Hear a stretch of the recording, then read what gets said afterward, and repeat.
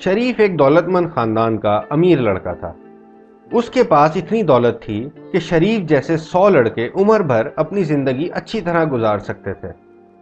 باپ اسے ہمیشہ نصیحت کیا کرتا تھا کہ دیکھو بیٹا، دنیا میں جتنے دوست کم ہوں گے اتنا ہی آرام ملے گا۔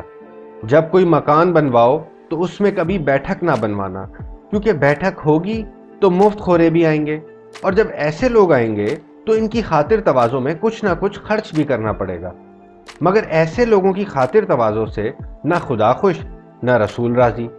یہ اٹھائی گرے وقت کاٹنے کے لیے اور مفت کی روٹیاں توڑنے کے لیے میرے تیرے گھر گھستے پھرتے ہیں، بیکار خوش آمدیں کرتے ہیں اور پھر مونچھوں پر تاؤ دیتے ہوئے چلے جاتے ہیں۔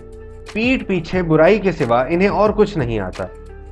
شریف نے یہ باتیں سنی، مگر جب اس کے باپ کا انتقال ہو گیا تو اسے یہ باتیں یاد نہ رہیں۔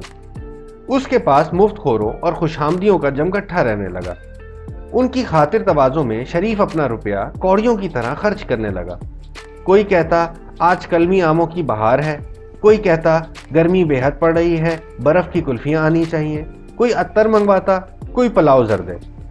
رفتہ رفتہ کچھ اور بری عادتیں بھی شریف میں پیدا ہو گئی اور روپے پر پانی پھرنے لگا۔ آمدنی کی کوئی صورت نہ تھی۔ باپ نے کفایت شعاری اور محنت سے جو روپیہ پیدا کیا تھا وہ اس طرح برباد ہونے لگا۔ رفتہ رفتہ روپیہ ختم ہوا، مکانوں پر نوبت آ گئی۔ پہلے رہن رکھے گئے، پھر بک گئے۔ نتیجہ یہ ہوا کہ ایک دن میاں شریف کے پاس ایک پھوٹی کوڑی بھی نہ رہی۔ یار دوست مطلب کہ آشنا تھے۔